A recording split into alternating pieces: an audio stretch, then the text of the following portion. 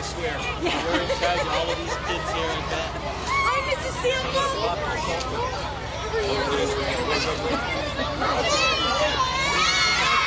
Are you guys ready?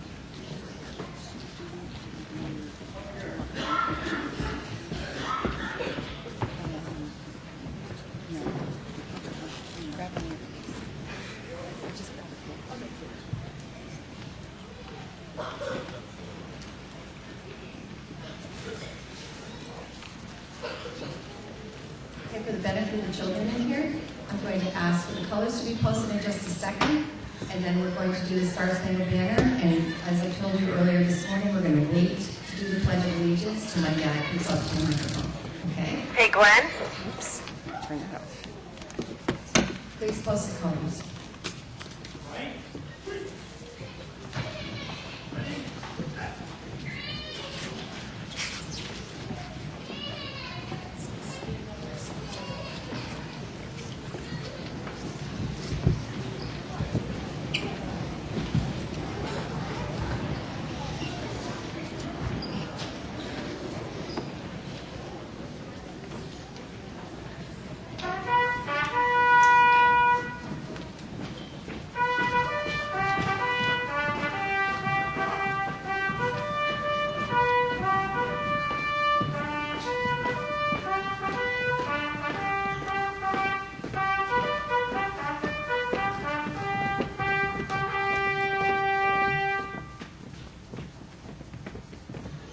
Detail. Pull. Right. Hey.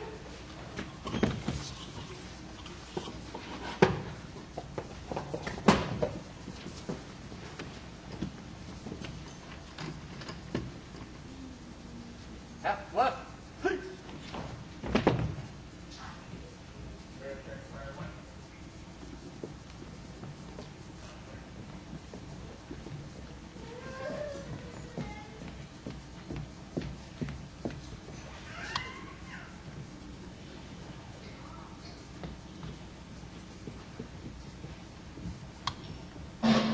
Present. Move.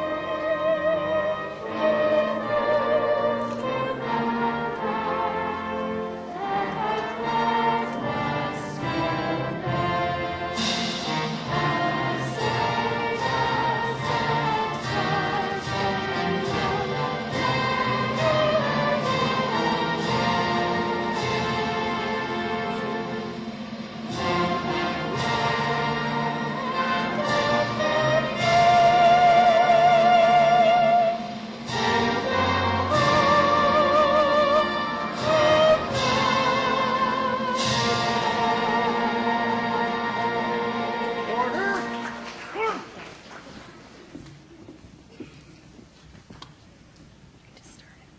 Please join in the Pledge of Allegiance. Present. Move. I pledge allegiance To the flag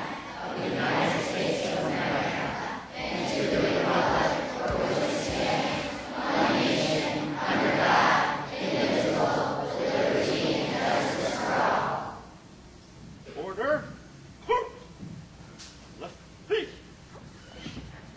Ready. Step.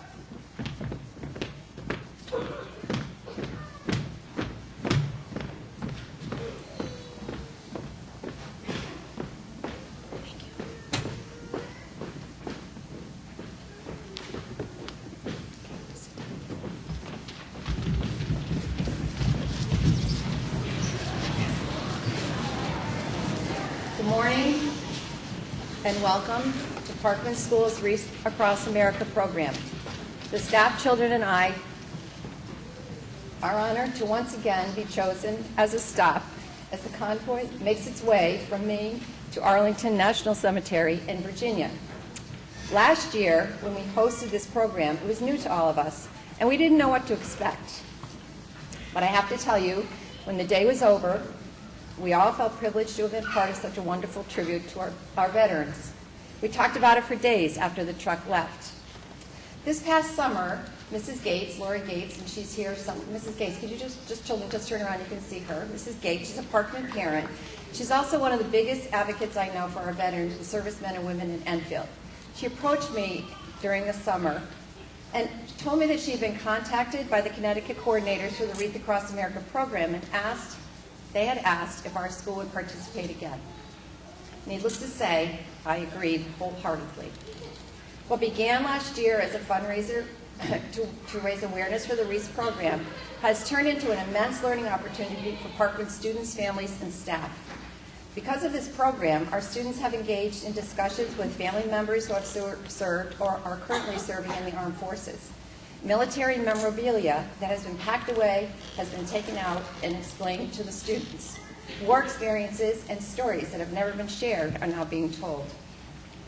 This year, the staff asked if they could bring their classes to St. Patrick's King Street Cemetery as part of a writing project being done with the students for this program today. Students were asked to locate the grave of a veteran and do a rubbing of the military stone that every veteran receives from the United States government when they pass away. And this truly is something that I had no knowledge of until we did this project. Fortunately for the teachers and students, we did this right around Veterans Day. So there were flags clearly marking each veteran's grave, and the military stones have been cleaned away of all debris. The students were amazed at the number of individuals buried in the St. Patrick's King Street Cemetery for those who were veterans. They came back to school and wrote a letter to their veteran or to the veteran's family, thanking them for the commitment the individual had made to our country. The visit to the cemetery brought a deeper understanding to our children about the sacrifices veterans and their families have made for the United States. As you may have noticed when you walk through our halls, those letters and grave rubbings are now hung throughout our school. And if you didn't have time to look at them, please do as you make your way back to the front of the school. In a few minutes, you will hear 6 of the 366 letters that were written.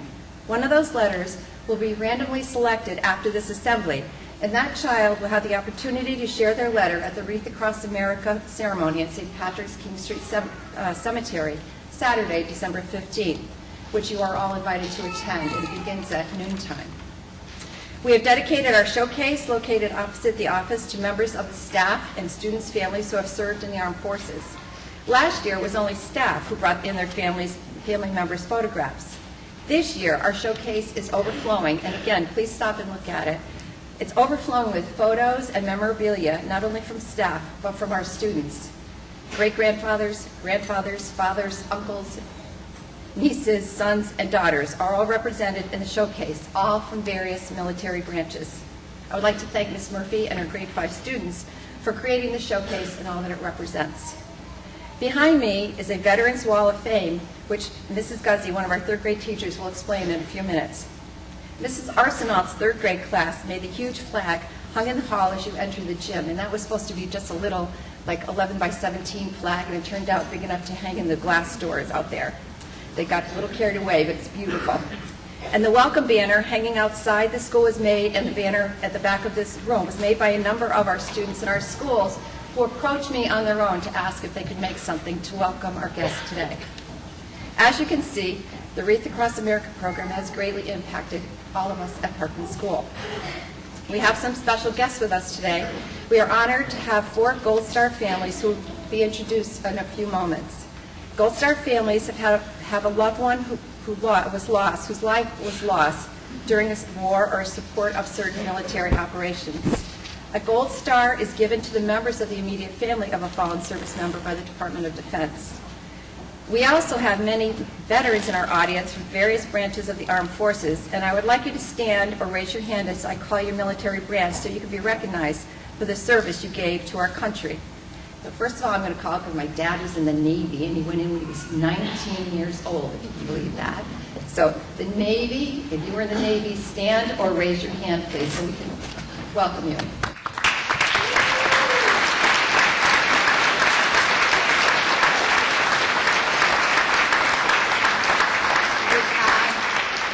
We have some Marines, I believe, in the audience. Could you stand or raise your hand so we can acknowledge you, please?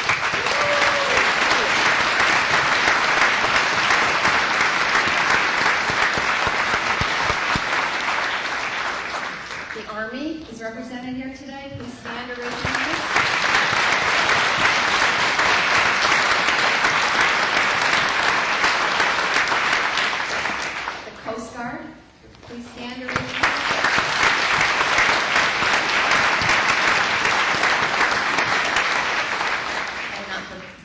not least, the Air Force.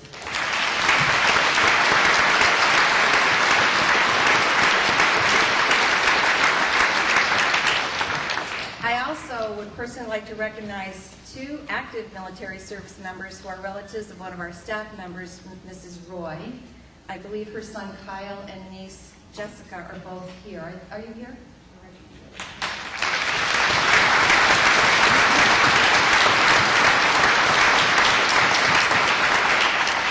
They're both active in the Air Force, and thank you very much. We're honored to have you here. We also have some guests to my left.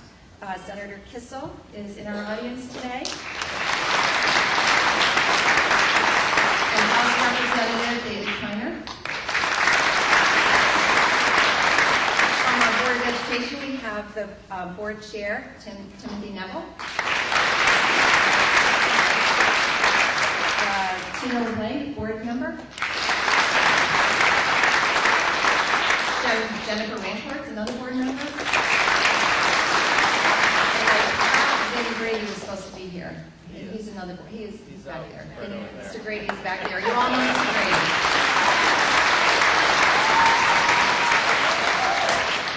Members of the Town Council, Scott Copen, our mayor.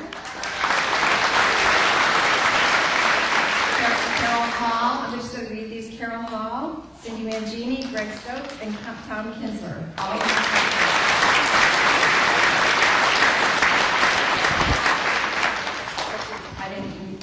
Any town council people, I hope.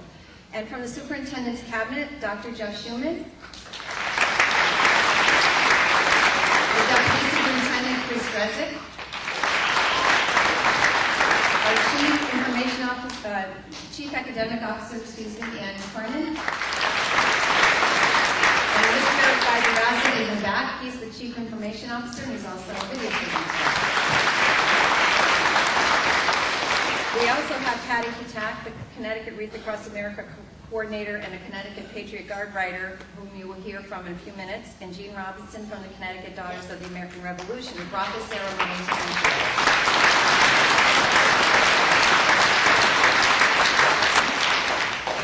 We at Parkman are honored to have the Honor Guards from the American Legion Post 80, American Legion Post 154, and the Enfield Police Department here with us.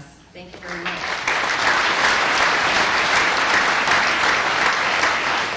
Accompanying the truck driver to Virginia are the Connecticut Patriot Guard riders who are also veterans of the armed services. And thank you very much, Patriot Guard riders. And we've added something special to our program this year. Ms. Whiteley, who's our music teacher, has been working with the children, and Mr. Jonathan Morley from the American Legion Post 154. And at the end of the program, we're going to do a special rendition of Taps to close out our program. So Mr. Worley is here from there. We thank him for his time that he spent with the children.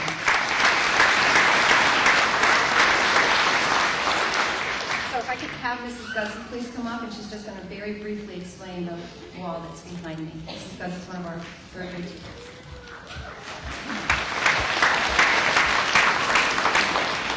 Good morning, everybody. We're glad to see such a great turnout, and welcome back to those of you who were able to join us last year.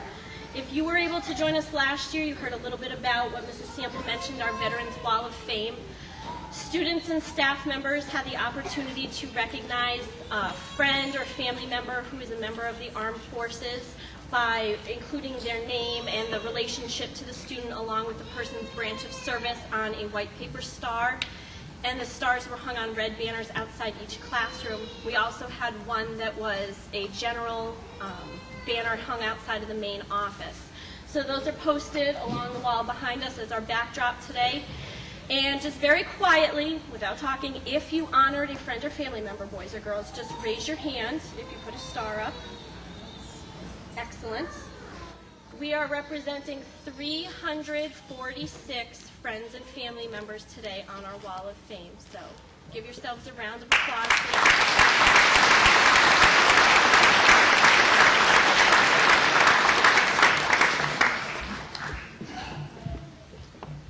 We have 3 songs for you today, and our first song is America the Beautiful by grade 3 students. So if you would just as quietly stand up, please. You may hold your flags.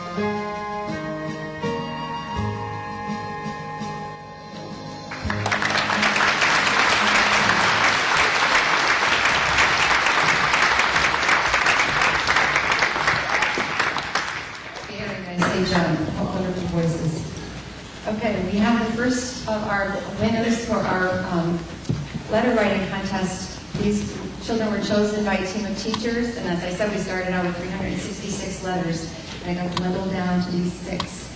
So I'm going to have our grade 3 students, Mackenzie Tweedale from room 1 and Jacob Wimble from room 5. If you both would come up, please.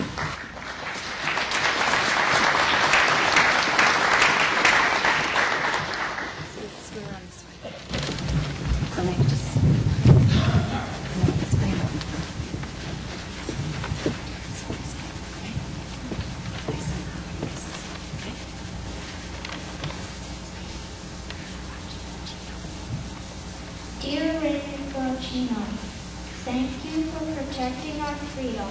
I know that you knew away from your family. Thank you for protecting our borders.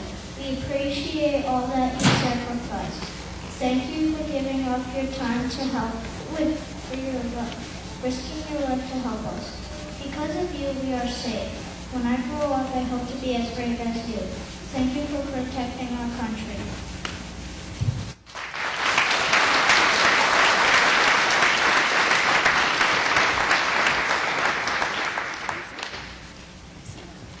Dear Francis Hope family, thank you for allowing your son to serve in the Army to protect our country. I think it was really brave of Peter. I'm sorry for your loss. Students from Parkman School visited St. Patrick's Cemetery in honor of Peter's headstone. Thank you so much, and I'm so proud of your son, Sincerely Mackenzie.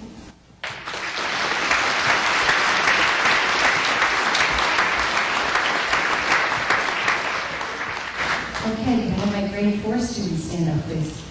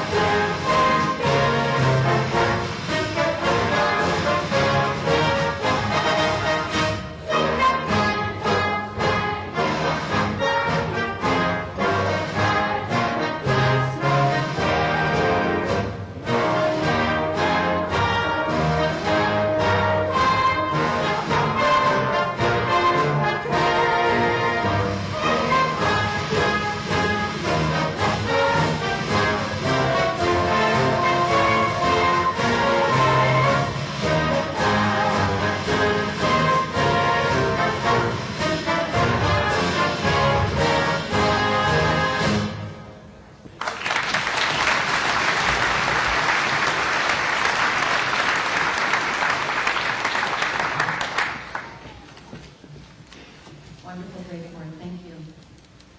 I'd like Madison Gates, who's a grade 4 student from room 13, and Cecilia Ruel from room 16 to please come to the front with their essays.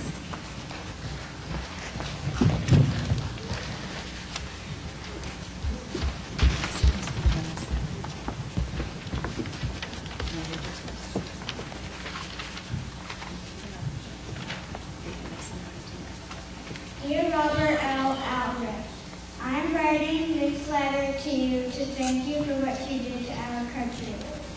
Thank you for risking your life so I can have a better life. You helped our nation. I salute you. Without people like you, we would be lost and not have rights to do things. Thank you for leaving our friends and family in the Army. Veterans are very important to me. I love what you do. I'll honor and remember people like you. You are important. You are another branch in the veterancy. I will salute the flag and always remember what people like you have done to this nation. People like you have set us free. Thank you, veterans. Thank you for all you've done for us and made our nation free. Sincerely, Madison Gates.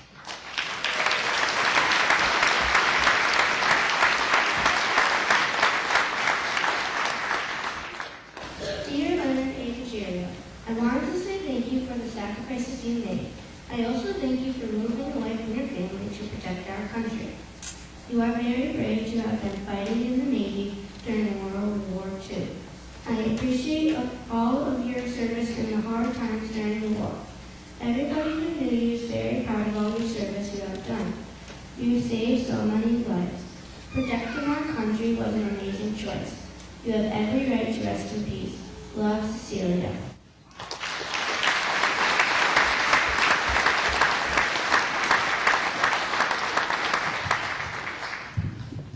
Imagine how difficult it was to read these letters and not get weepy. Very, very heartfelt written. Okay, grade 5, please stand.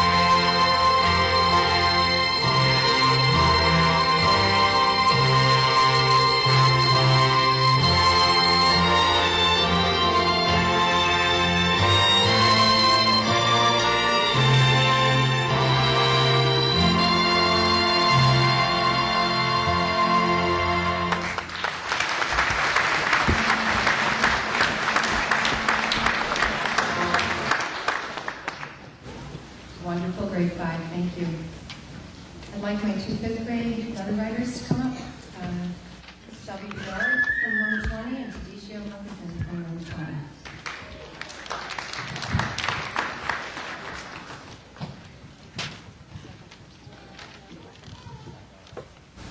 Dear Anthony J. Carter, first I want to say thank you, Anthony, for serving for our country. I celebrate him and other veterans every November 11th.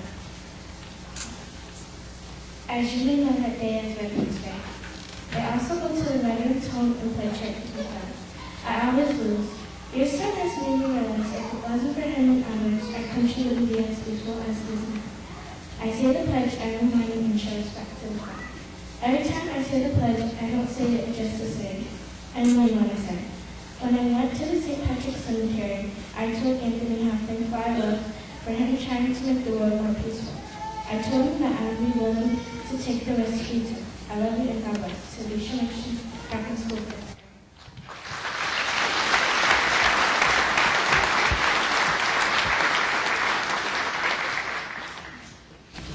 Dear veteran, thank you for the service that your loved one has given to this country. You must be so proud to have had this person as a member of your family. Because your loved one has risked their life, we now have the freedom to vote, travel the world, have the freedom of speech, and to live where and however we want. Our veterans have protected us during times of war and peace. Without all those that have served this country, life would have been very different and probably much harder. Everybody should honor veterans because they set good examples for young people. Veterans are also brave and honorable people willing to lay their lives on the line for others. Veterans are very generous people because even during the holidays, they leave their loved ones at home to protect people they don't even know. I think everyone should take the time to thank our veterans for everything they have done for our country. Your friend, Shelby.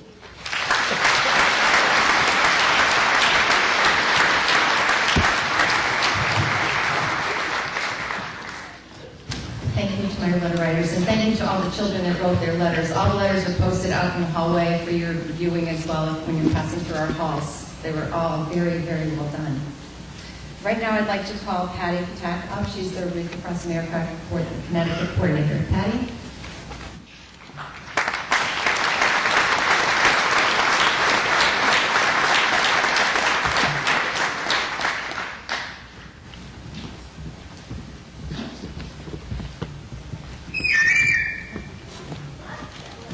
Good morning, everybody. Thank you so much for having us here. Before I say anything else, Mrs. Sample, could you please come back over here and stand over on the side? Oh, thank you. On behalf of Wreaths Across America, we would like to present you with this wreath so you can put it in the foyer of the school as a remembrance of our visit here.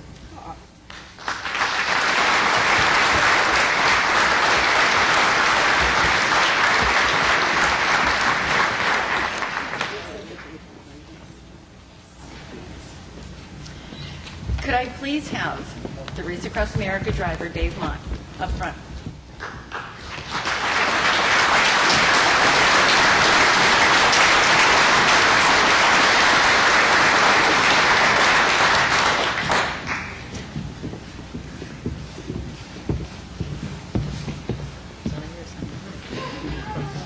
Good morning, everybody. Good morning. What a privilege and an honor it is to be here. To have such a wonderful greeting from you folks was just amazing. The Patriot Guard, the local police departments, the fire department that guided us in here, you guys rocked. It was amazing. Did a wonderful job. And I was going to mention to you folks that how important it is, how the patriots, the veterans, how important it is to honor them, but it looks like you guys have already done your job well in advance of my arrival. And I'm very proud of you guys, very honored to be here. I would like one more thing, though. I'd like to take a picture of all these smiling faces from up here. That doesn't happen very often. They all get the backs of your heads, but can you wave your flags? A little excitement, guys. Thank you very much for everything.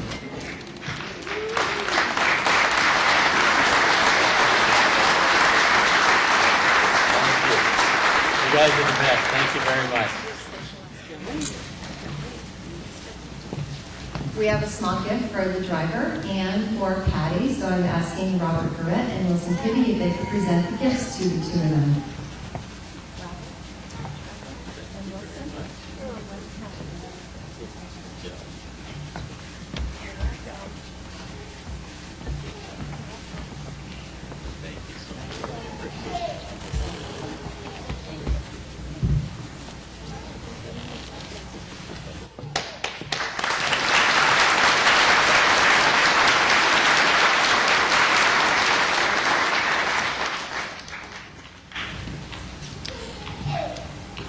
And now it's time to do a very special thing that means so much to me and probably to many other people that are sitting here.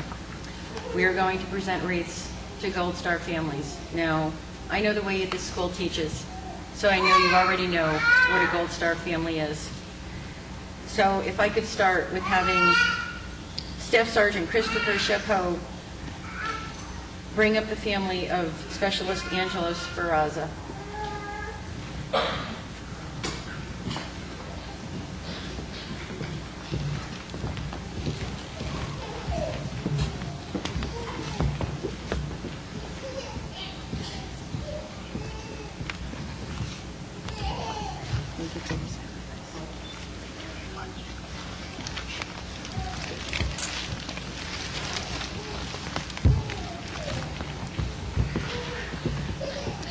Lance Corporal Connor Beck, could you please bring up the family of Gunny Sergeant Philip Jordan? Okay.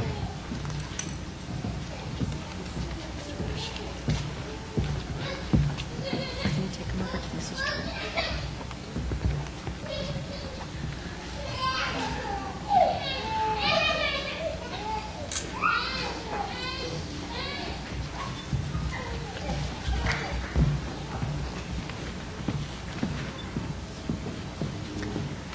I please have Sergeant Jeremiah Lewis bring up the family of Corporal Stephen Bexler.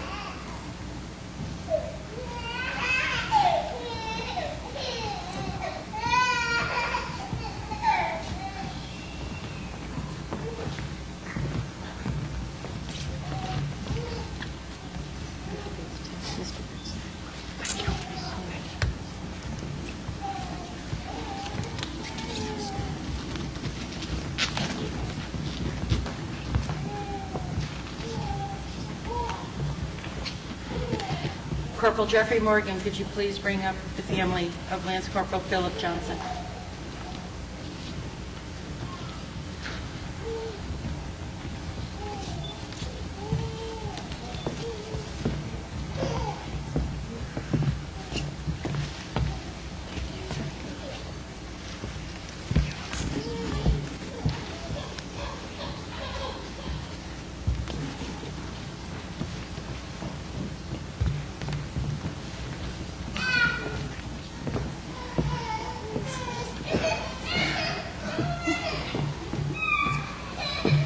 Thank you, Patty, and we welcome our Gold Star families.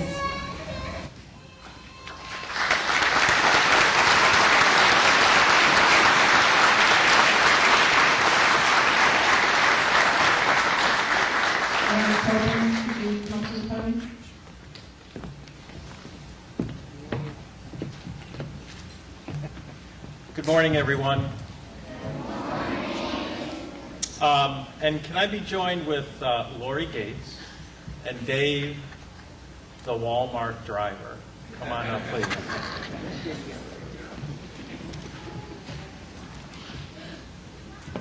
And as they make their way up here, thank you for allowing me a couple of minutes to make a special presentation to a very special person who has brought Reese Across America here to Enfield and to Parkman School.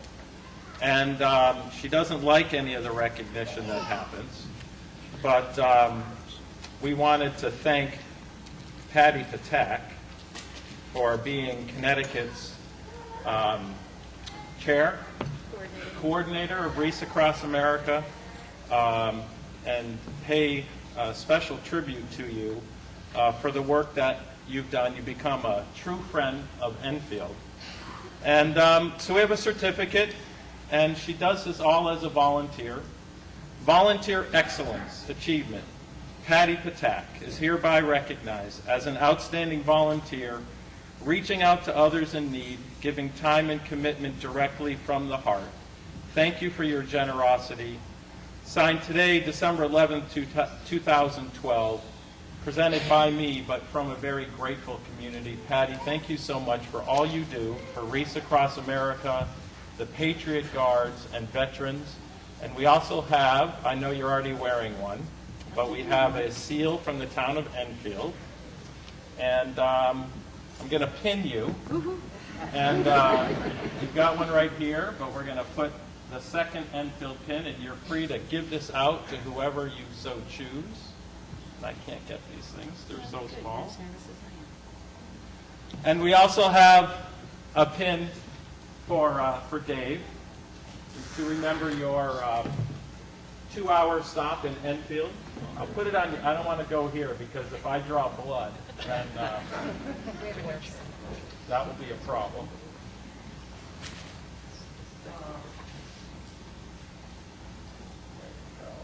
For you to remember Enfield.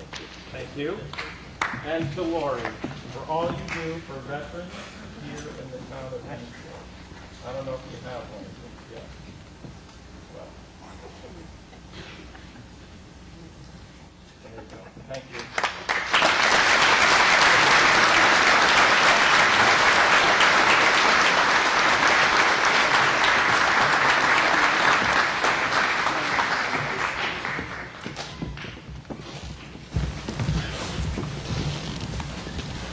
Okay, I'm going to bring us to close our program. And again, I want to thank all our guests and visitors and veterans that were in the audience today for coming back and visiting us. Maybe if we're lucky, we'll get even earlier. Who knows? We have to share them. I would like Ms. Whiteley and Jonathan Worley to come forward, please, for their rendition of TAPS Once we are done with that, just for the children and the rest of the audience benefit, after they're done doing that, we'll rise for the retirement of the colors. So children, once we finish taps, you're going to stand quietly and... Oh yeah, you're going to stand to sing taps in just a minute, but I'm just telling you, once you're standing, stay standing and remain quiet, okay? Because then they're going to retire the colors. All right, and then that will be the closing of our program.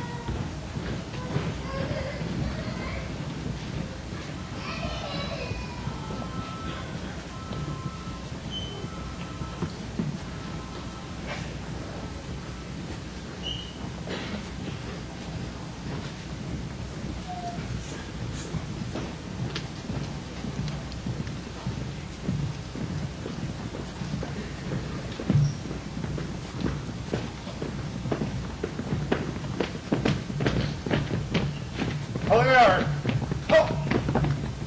Right. Present.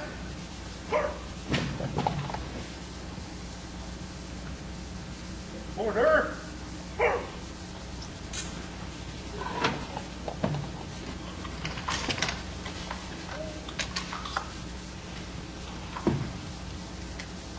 Left. Ready. Step.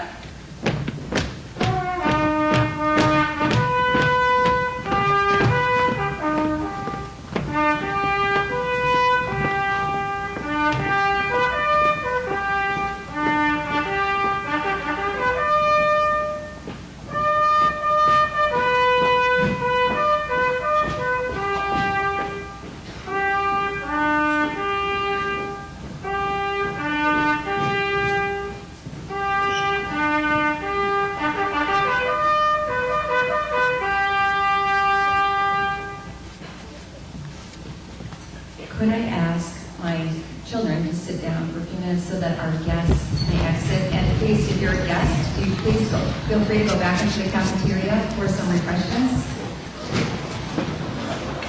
And thank you everyone for coming. If your driver's still here, I have a gift for him as well. It was all Lori, too.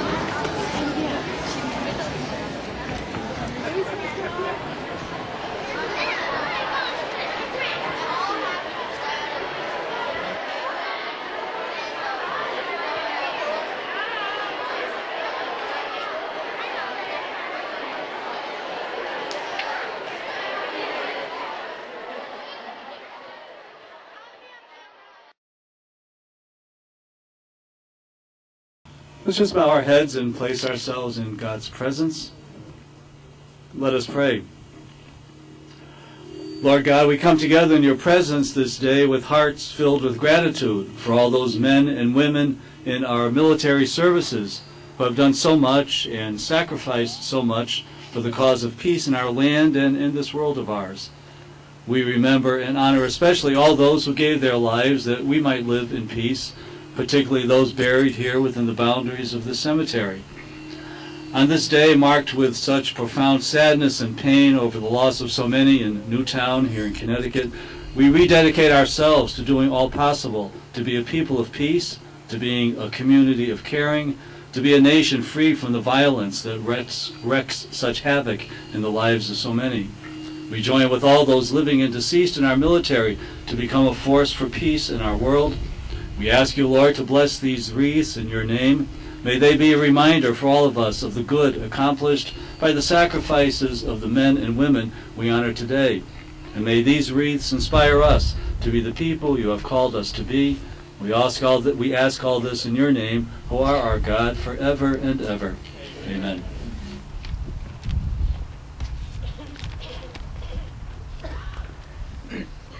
Ladies and gentlemen, please join me in remembering the fallen, our prisoners of war, missing in action, and honoring those who have served and are serving this great nation in our armed services.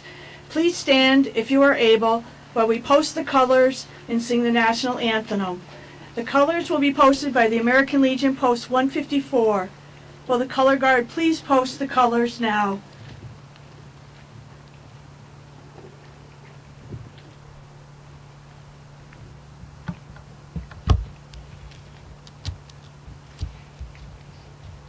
Please join with me in saying the Pledge of Allegiance.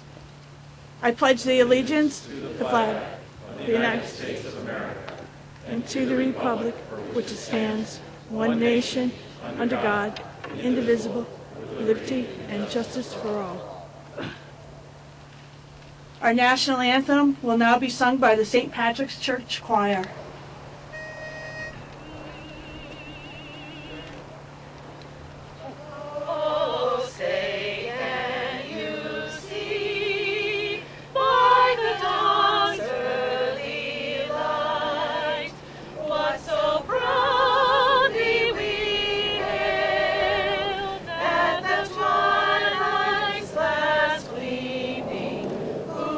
Stripes and bright stars.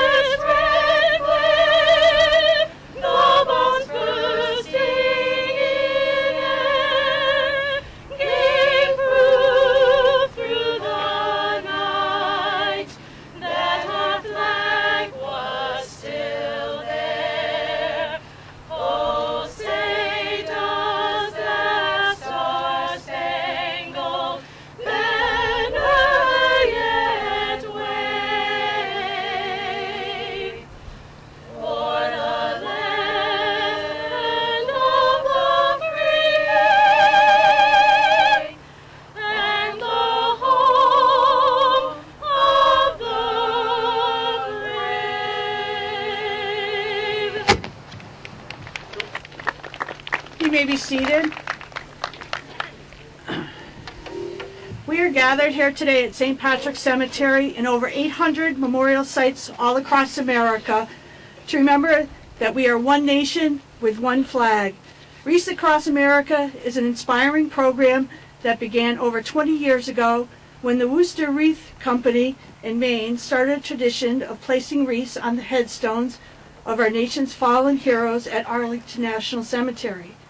It is amazing to know that today, Americans all across this great nation are showing a united front of national unity, honoring those that have fallen and to honor those who serve and teach our children the value of freedom. Wreaths Across America has reached a significant milestone.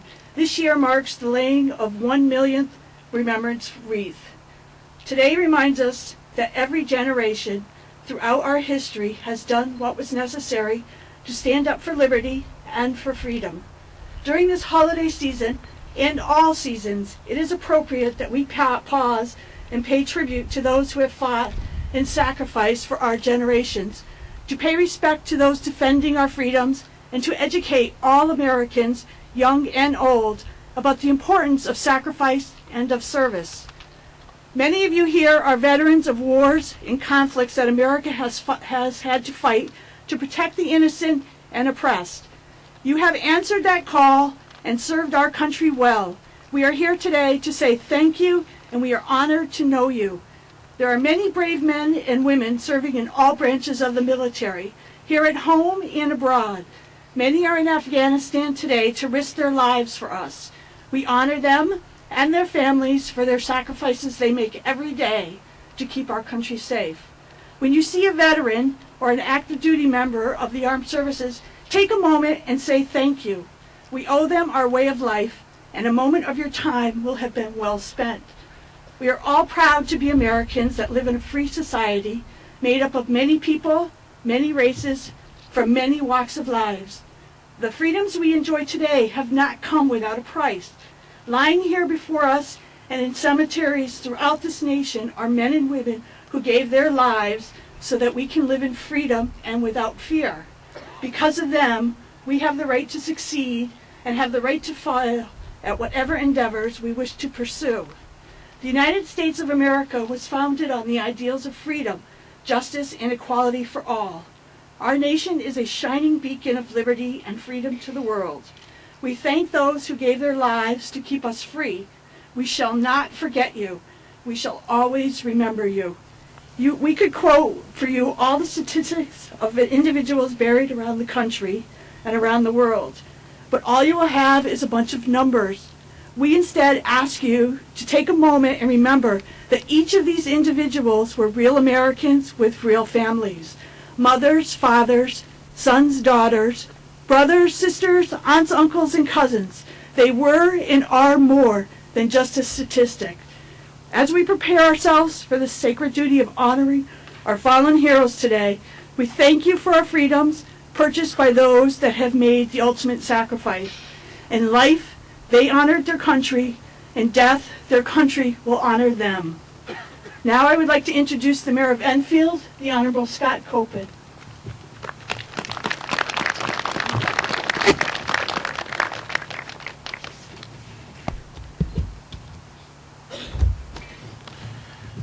Good afternoon, everyone. Thank you, Kelly, for the opportunity to be here this afternoon, and thank you all for the invitation to be here to represent the town of Enfield at our Wreaths Across America ceremony. I want to first begin by acknowledging and thanking Jean Robinson and the Daughters of the American Revolution Penelope Terry chapter here in Enfield for once again sponsoring this ceremony in our hometown. I also want to acknowledge and thank Lori Gates from EnfieldHua.org for her assistance with today's events and the wonderful Wreaths Across America convoy visit and assembly at Parkman Elementary School earlier this week.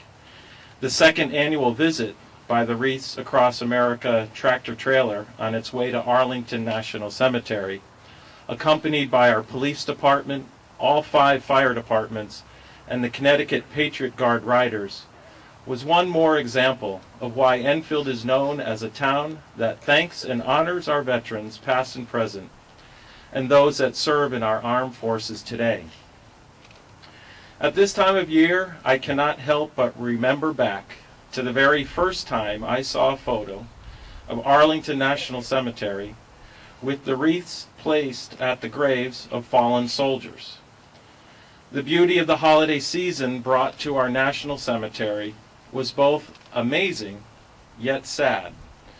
The amazing beauty was quickly replaced with the stark reminder that during the holiday seasons of the past, of today, and of the future, there are and will be many families missing their loved ones who served our country and paid the ultimate sacrifice for our freedoms. The mission of Wreaths Across America is to remember the fallen, honor those who serve, and teach our children the value of freedom in the world today. A nationwide effort began in 2006 and comes to Enfield for the 5th time in 2012, and now an annual event in our town due to those that further its mission. These remembrance wreaths are a fitting tribute to our veterans, who are to be thanked and remembered throughout the year. As I mentioned a few moments ago, the holidays often are tough times for the families of servicemen and women. This year's theme of Wreaths Across America is, quote, "Then, now, and forever, let's make it personal." As I have done every year at this ceremony, make it personal. I ask you to keep in your thoughts and prayers the families of the following servicemen. Wife Amanda Jordan and her son Tyler. Jordan of Marine Gunnery Sergeant Staff Sergeant Philip A. Jordan, 42 years of age, of Enfield, who was killed in action in the vicinity of An Nasiriyah, Iraq on March 23, 2003. Philip is buried here in St. Patrick's Cemetery, right across the way. Parents Richard and Linda Bixler. And not sure if the twin sister Sandra's here, who I had a chance to meet a week ago. They're the parents of Marine Corporal Stephen R. Bixler, 20, of Suffield. But I can tell you, Enfield has embraced the Bixler family and brought them very close to the town of Enfield. Stephen Bixler was killed while conducting combat operations against enemy forces in Al-Anbar province, Iraq, on May 4, 2006. Stephen is buried at Arlington National Cemetery. Parents Lou and Kathy Johnson,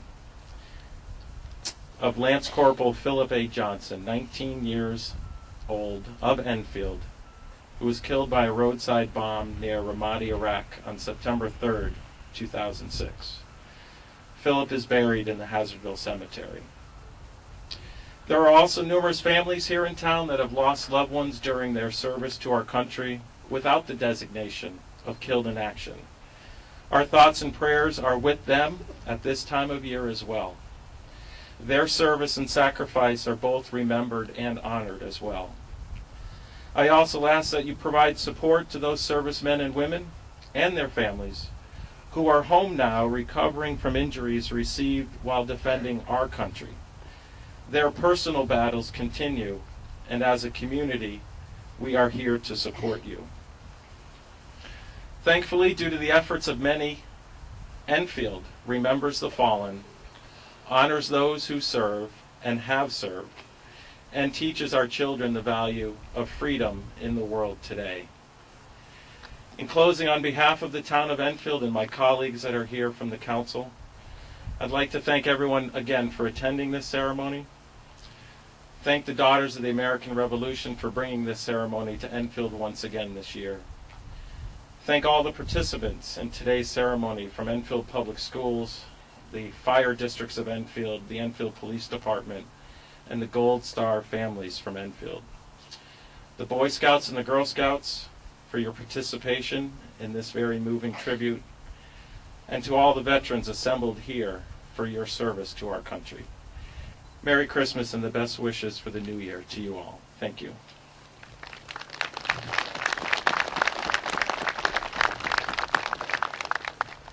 Next will be our Congressman from the 2nd District, the Honorable Joe Courtney. Thank you, Kelly. And like Scott, I think it's important to acknowledge the work of Kelly and the team that over the last 5 years has built this event, which started out actually quite small and modest initially, and now, again, this impressive turnout. It doesn't happen by itself. It takes a lot of hard work, and the veteran service organizations, the town of Enfield, the first responders who are all here coming together. It is very impressive and moving. And just to follow up again on the mayor's comments about the fact that, you know, we must, again, not sort of view this in terms of just numbers, but individual stories and families. I just came a few minutes ago from another event in Mansfield, the town of Mansfield, where Army Specialist Robert Hoyt, who perished in 2004 on December 11th, with his family and friends in that community, were gathering with wreaths at this time of year to once again commemorate his amazing sacrifice and service. And again, another example of human excellence and courage, which we have seen over the last 12 years with the longest conflict in American history that has been fought by an all-volunteer service. Again, the families of the Karens who are here and others who, again, just have stepped up and really made sure that when the call came that our military was fully manned and that the mission was carried out as difficult as it was, again, at a time of challenge internationally, that historians will spend many books and volumes over the years documenting and chronicling. But one thing is indisputable, which again is that the men and women who wore the uniform during this conflict did their job and followed the mission, and the people of the town of Enfield understand that with events such as this, which is so critical that we not forget and that we pay tribute, and that with the young people that are here today, that they understand that that service and sacrifice is going to be honored and recognized every year with the full measure of support that communities like Enfield and all across the country can bring together. So thank you, Kelly, again, for organizing this event. The town of Enfield, once again, really distinguishes itself with its incredible commitment to the people who serve our country. And as your congressman, I'm very grateful to be here and be invited to this event. And best wishes to you and to all the families and all the veterans that are here today. Thank you.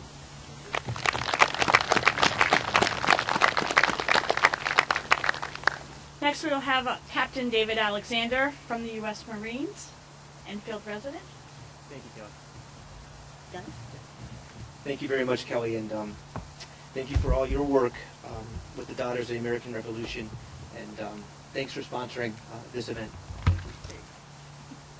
I also want to thank Lori Gates for her hard work with Enfield Hoo-Ha, and Post 80 of the American Legion, Post 154, for volunteering and coming here today, and their great work in our community. And in my brief words, last week, right now I'm a captain in Marine Corps Reserves out of Fort Devens, Massachusetts, and we had a drill weekend last weekend up at Fort Devens, and I had the honor to be at a promotion ceremony, which is common during our drill weekends, and we all shuffled into the chow hall at Fort Devens, and it was the H&S company promotion, and the staff NCOs and officers like myself stood in the back, and the company was up forward, and we promoted one staff sergeant to gunnery sergeant, which was a long time coming for a very fine individual, and two lance corporals to corporals, which is a big step in the Marine Corps. They take on a bigger leadership role. They get to wear the blood stripe on their dress blue uniform, and it was a nice experience to see that. And we also promoted two young PFCs, young motivators, to lance corporals, which was a very nice and fun experience to see. And during the promotion ceremony, you get pinned on with your new chevrons, and you take an oath. And every time you get promoted, every time you re-enlist in the military, you take an oath. And the oath for us in the military, regardless of branch of service, is in support of the U.S. Constitution. And our commanding officer for 1st Battalion, 25th Marines, Lieutenant Colonel Ray Adams, spoke afterwards, and something touched me in what he said. He said, you know, we have the only oath out of all countries for military personnel where we take an oath to the U.S. Constitution. Not the government, not a party, not a monarchy, but to an idea of freedom, an idea of self-governance, an idea to work together as a community. And he mentioned, for instance, in China, the military there takes an oath to the Communist Party. In Britain, you take an oath if you're in the military to the British monarchy. Germany, allegiance to the Federal Republic of Germany. Finland, to their nation and defend it in time of war and peace. And Canada, to the Canadian monarchy as well. Again, we're the only nation that actually takes an oath for their military personnel to an idea of freedom that came from the founders of our country, sons of the Enlightenment, of an idea that man is good, man can govern, we can work together as a community, and that stuck with me last week. And it's also interesting that political leaders in those countries take an oath to maybe their constitution, but not the military leaders, military individuals, which I found unique for us. And in thinking of this event, and looking and seeing wreaths around America and the good work they do, Merrill Worcester out of Maine, like our Constitution being an idea, had an idea. And that idea was to humbly honor those who have served, those who made the ultimate sacrifice by placing wreaths in Arlington Cemetery. And that idea, small idea, just like the founders of our country had a small idea to begin with, grew into a wonderful organization that touches the nation, that touches our community by coming here today, and does great things to remember the sacrifice of all military members in their service. And wreaths around America do wonderful things. Their Thanks a Million cards really means a lot to service members. Their Million Memories project does a lot to remember people who have served and come before them. And they do a lot of educational outreach. Even today, as I was driving in, the youth Civil Air Patrol members were welcoming us in here. And I remember even my father was in the Civil Air Patrol in Windsor, Connecticut. And when he went to boot camp at Parris Island, was a great person with drill, close order drill, due to the Civil Air Patrol. I helped him pick up private first class at boot camp. So it's great that this organization really works to grow these organizations in our youth. And that leads me, in conclusion, there's a senator in the United States Senate who's leaving. He's a hero of mine, Jim Webb. He was Navy Secretary. He was a Marine Corps officer, decorated in Vietnam. He says in 1984, he was Secretary of Navy, and he was at Normandy for the 40th anniversary of D-Day. And in a cemetery, he mentioned that there's strength in remembering. And that's something that I believe in, and I think that's somewhat of the idea that Mr. Worcester had when he started this organization, and something that we should hold true. And finally, I think I'd be remiss if we didn't mention what happened in Newtown yesterday, the tragedy. And one of our tenets of being in a civilized society is the idea that as a community you can send your children to a safe school and get a great education. And that sense of civilization was violently attacked yesterday, tragically. And at times like this, I know teachers were very, very emotionally distraught, obviously, about this, and family, friends, and friends of mine who have children who I don't think slept last night, that have been sick to their stomach and haven't been eating. When you get to a point where you think civilization could be lost, you point to our sense of community, and the community that we've had as a nation, with the President's words, with the memorial vigil we had in our town last night, that sense of community and civilization is not lost, and we'll work past this. And we should thank the teachers yesterday who went forward to protect their children under their charge, and the law enforcement officers that were so selfish in their devotion to duty with their active shooting program, which actually is something adopted by our police force here in Enfield, that I think will go a long way to possibly mitigating future loss of life. So with that, there are our thoughts and prayers, and I appreciate everyone here and allowing me to speak. Thank you.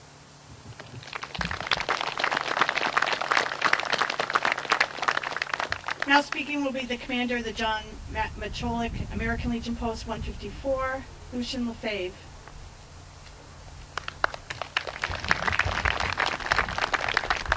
Thank you. I'm truly honored to be here today. I'll begin with a quote from President John F. Kennedy. "Sad is a nation who has no heroes. Pitiful is a nation who has heroes but forgets them." The federal government defines a veteran, quote, as any person who served honorably on active duty in the armed forces of the United States, end quote. However, after they are out of uniform, can you pick them out in a crowd? Probably not, because they look the same as the rest of us. They may stand a little taller and prouder, though. Few Americans make personal sacrifices, and most of them don't see a direct link between the faraway fighting and their busy lives. My mobilization in 2004 put a face on the Iraq War and made it personal for my family. Until then, it was business as usual. Captain M. Randall Collins, Jr. said it best in an editorial. "This nation and our freedom, which is taken for granted by too many, was built and is protected by the blood sacrifice of our fallen. Those who have sacrificed know there is no glory in war, no glory and dying in some nameless and forgotten place. The glory for our fallen comes to them and to them alone, knowing they answered their nation's call and sacrificed their tomorrow for their families and those who stood beside them. We must always remember that our military trains to be strong and ready to do a mission they hope they never have to do. Unfortunately, they're called upon to do a mission. And unfortunately, they don't all return home safely. The title veteran is truly earned. I was 14 years old when I first visited Arlington National Cemetery. It was right after the death of President Kennedy. Just like Laura Worcester of Worcester Wreaths, it was an experience I will never forget. Since then, I've visited Arlington National Cemetery on several occasions. Each visit was emotional. It must be overwhelming to see the stones adorned with those beautiful wreaths every year. I was very happy to read that permission was finally granted to place a wreath at every grave. Wow, what a beautiful tribute to our veterans. I would like to thank the Worcester Wreaths, Wreaths Across America, all the volunteers and the many organizations that make this tribute to our veterans happen every year. Thank you, Merry Christmas, and God bless America.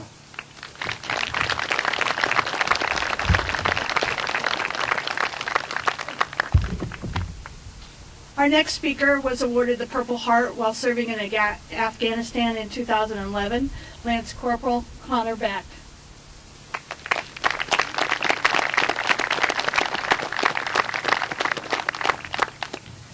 So, didn't really prepare nothing. But on a personal standpoint, this town is great. I was able to bring two of my buddies up here after we got back, who's never been any farther north than North Carolina. And, they were all worried about, the typical Yankee and, whatever we got. And when the weekend ended, they can't wait to come back up here. They couldn't be any, they were surprised. Also, I got a buddy from Pennsylvania. He's never made it into Connecticut once, but he was lucky enough to have Cookies for Camouflage send him cookies, and he knows that he can come here and if he needs anything at any time. Also, this town is also great because when I got back from my deployment, we got up here and I got escorted off the highway by the town police, fire, and EMS, and Patriot Guard, and it was awesome. Then you go back to base and everyone's talking about them partying and stuff when they got back, and all they had were stories. Oh yeah, I got drunk and did this and did that, and then I'm like, oh well, my town they escorted me and had a bunch of it was just to me, and I know to my family and close friends, definitely brought tears to all of our eyes, and made it great knowing that this town appreciates veterans and everything that we do, whether it's military, fire, police. It's great. I mean, my buddy, one of my best friends who I was with on every mission, the only story he had of thanks from when he got back to his town was one of the guys came up to him and said, hey, if you see me down at the Legion, let me buy you a beer. And but all my buddies who made it to this town and stuff, and thought it wasn't going to be anything special, they got their money's worth, and they had a pretty good time and are itching to come back up here. I know I got one buddy from Texas who I brought up here, and he's deploying again on the day after Christmas. And I shared my cookies with him while I was deployed, and he's hoping he's getting more. Lori. But definitely proud of this town, proud being a part of this town, coming from this town, saying where I'm from. So, thank you. Thank you for your service. We're adding a new part to our ceremony this year, and we're going to present the names of all those from Enfield that have made the ultimate sacrifice. Performing this part of the ceremony will be Mr. Patrick Droney. Thank you. World War I. The war to end all wars raged from 1914 to 1918, with U.S. participation beginning on the 6th of April, 1917. The number of United States casualties are reported at 117,465. Connecticut lost 1,103. Enfield lost 8. In the words of President Woodrow Wilson, there are, it may be, many months of fiery trial and sacrifice ahead of us. It is a fearful thing to lead this great, peaceful people into war, into the most terrible and disastrous of all wars, civilization itself seeming to be in the balance.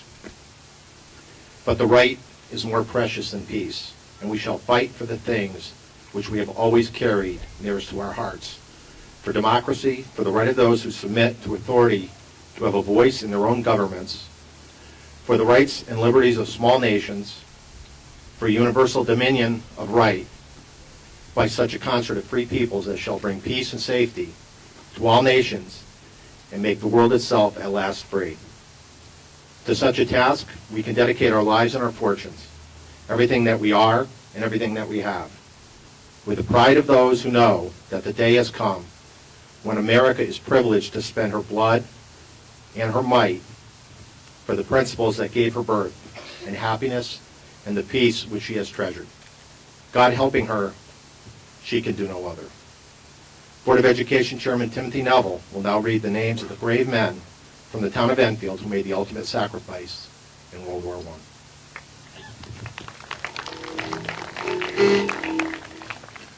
Lyle E. Adams, Giuseppe Bruno, Thomas Percy Everett, Lazarus A. Harabidian, Timothy W. Hanley, S. Wilbur McCrae, Albert V. Poole, Horace J. Tangway.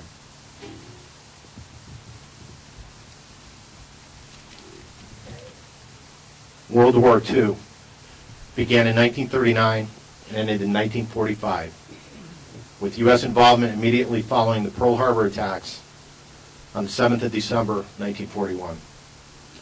Total U.S. deaths are reported to be 418,500.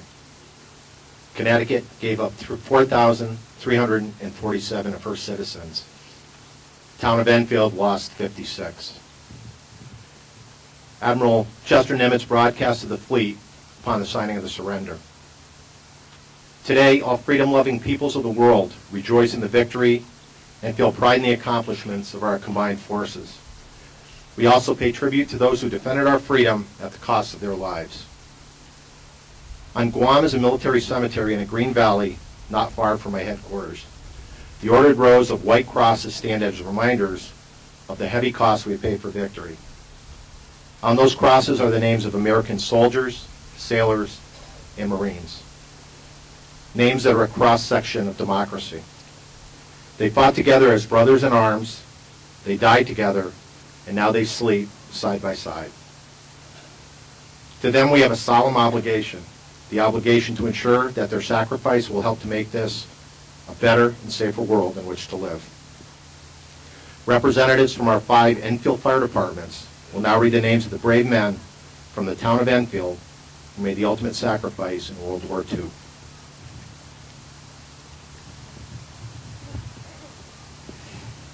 J.W. Aerosmith, Jr., Kenneth August, David Austin, Edmund Bannon, Harold Beeler, Francis Buniscus, Robert Carenzo, Howard Collette, Earl Collin, Edward Croteau,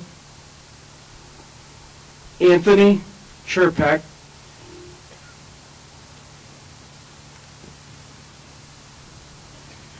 Arthur DeLorge, Frank DeWolf, Carol Dubiel, Stanley Jazura, Frederick Fortin, Robert Gavey, Raiden Greenwood, Clarence Hicks, Walter Interkoffler, John Kurtenis, John King.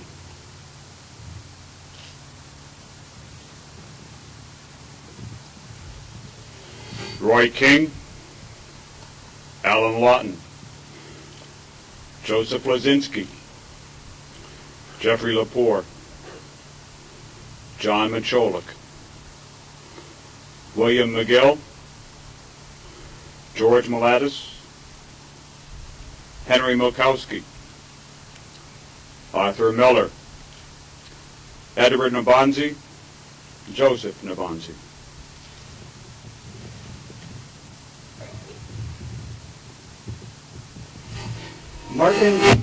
Martin O'Brien Jr., Earl Ogden, Gilbert Pierce, Louis Perkowski, James Rinaldi, Theodore Sandone, Stanley Skokorski, Harold Smith, James Baranza, John Schmedzik, and William Tomaskas.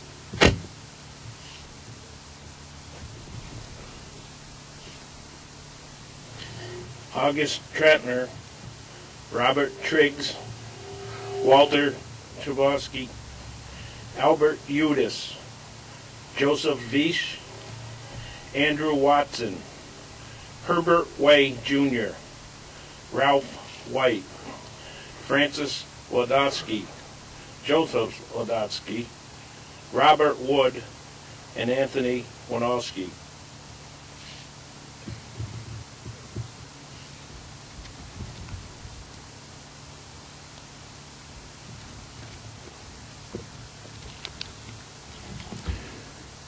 The Korean conflict began in 1950 and ended in 1953. The United States death toll is reported at 54,246.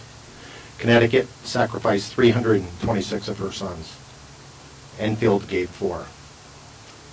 Inscribed on the Korean War Memorial in Washington, D.C. is the following.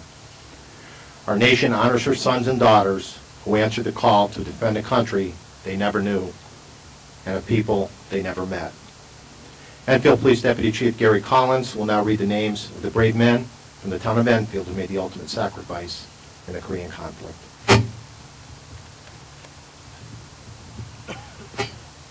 Francis Cody, Rosario Fetty, Edward Fountain, Edward Gorinsky.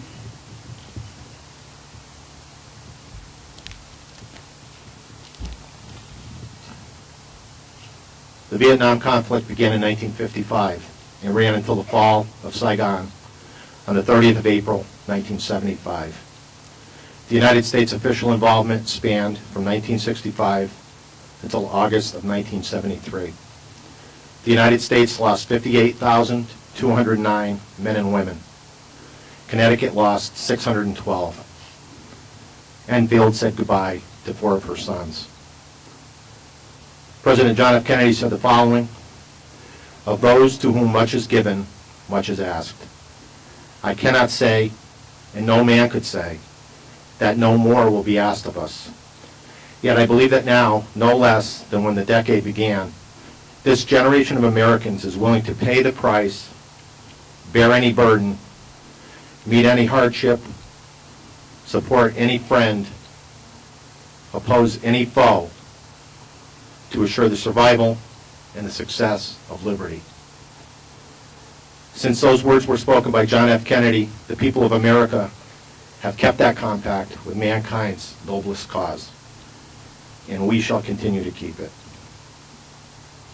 Enfield Police Chief Carl Sferrazza will now read the names of the brave men from the town of Enfield who made the ultimate sacrifice in the Vietnam War. Ronald Goulet, Johnny Ray Hansen, Carl John Marino, Angelo Sferrazza.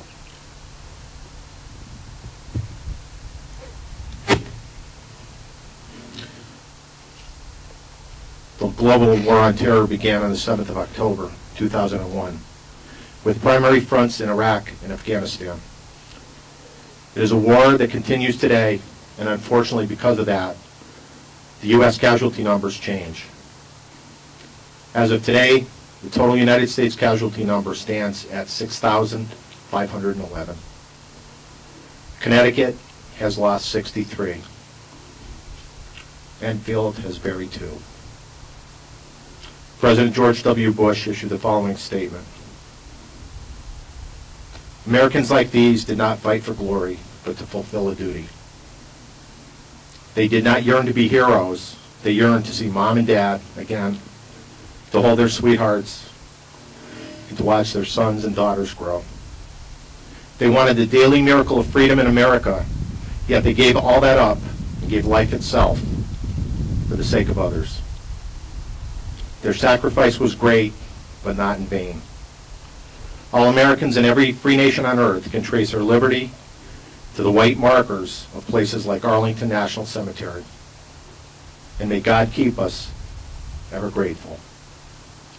Tyler Jordan will now read the names of the brave men from the town of Enfield who made the ultimate sacrifice in the global war on terror.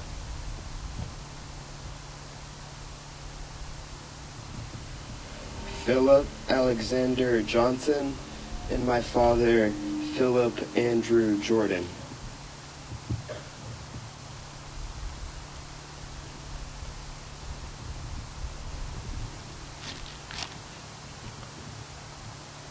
This year, the students at Parkman Elementary School visited this cemetery in November. Each student selected a veteran buried here and wrote a letter to the veteran or the veteran's family. Over 350 letters were written.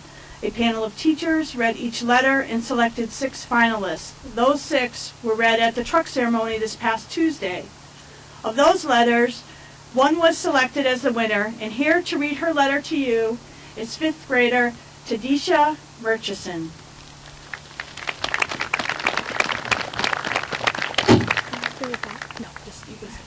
Dear Anthony J. Descartes family, first I want to say thank you, Anthony, for serving for our country. I celebrate him and other veterans every November 11th. As you may know that day as Veterans Day. Also, I go to the veterans' home and play checkers with him. I always lose. Your son has made me realize if it wasn't for him and others, our country wouldn't be as peaceful as it is now. I say the pledge every morning and show respect to the flag. Every time I saw the say the pledge, I don't say it just to say it. I mean what I say. When I went to the St. Patrick Cemetery, I told Anthony how thankful I was for him trying to make the world more peaceful. I told him that I would be willing to take the risk he took. I love you and God bless.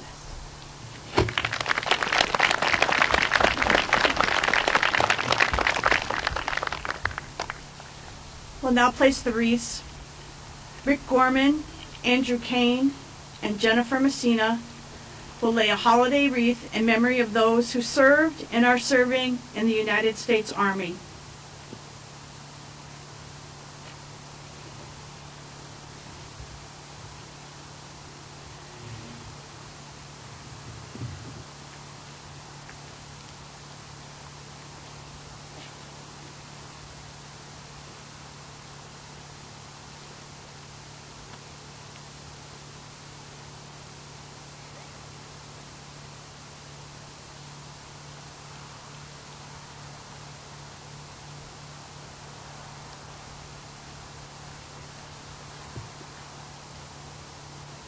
Sante Asopo, Thomas Selesky, and Emily Musa Mechi will lay a holiday wreath in memory of those who served and are serving in the United States Marine Corps.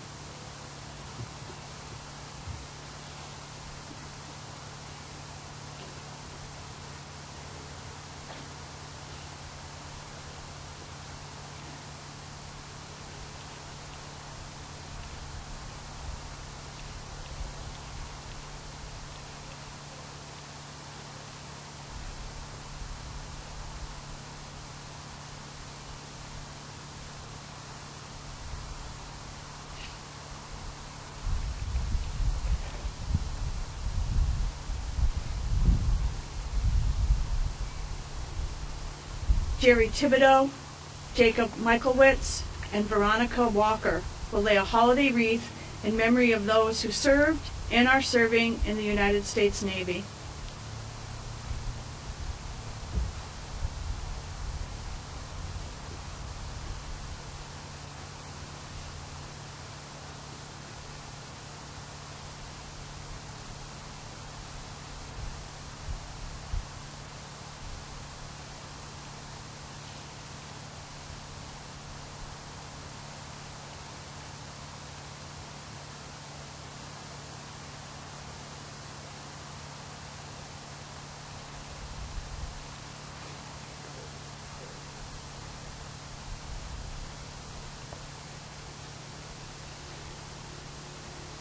Eric Brine, Vincent DeFosh, and Larissa Montigny will lay a holiday wreath in memory of those who served and are serving in the United States Air Force.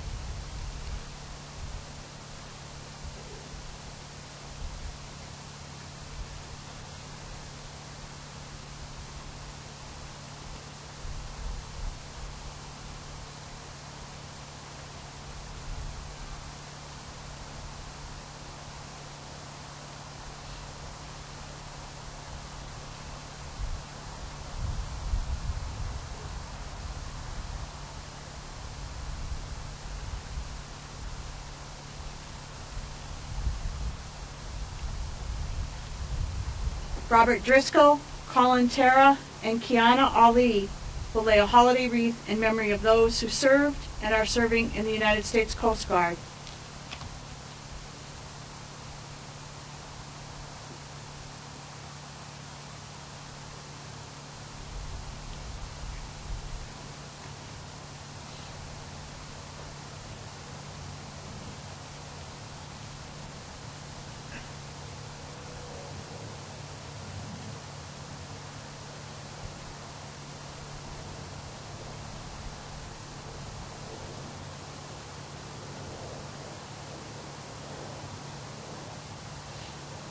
Charles Harris, Sean Cooney, Jayona Montigny will lay a holiday wreath in memory of those who served and are serving in the United States Merchant Marines.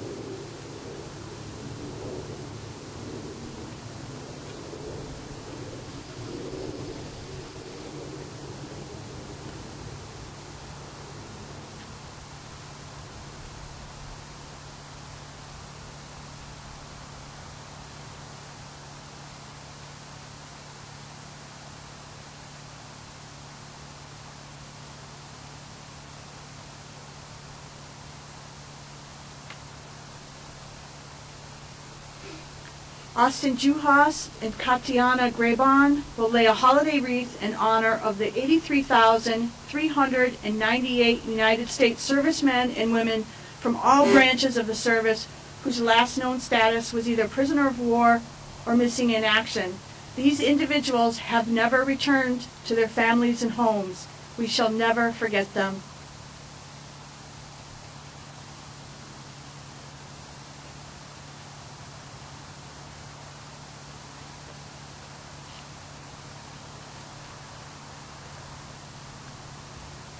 The wreaths before you represent our commitment as a united America to remember the fallen.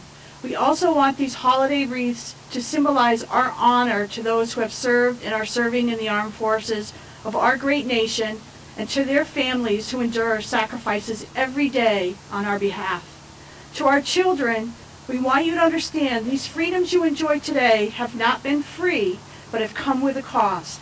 As a nation standing together, we can defeat terrorism, hatred, and injustice.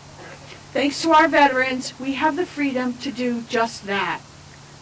The rifle salute will be done today by the Tangway McGill American Legion Post 80, followed by taps by Jonathan Worley.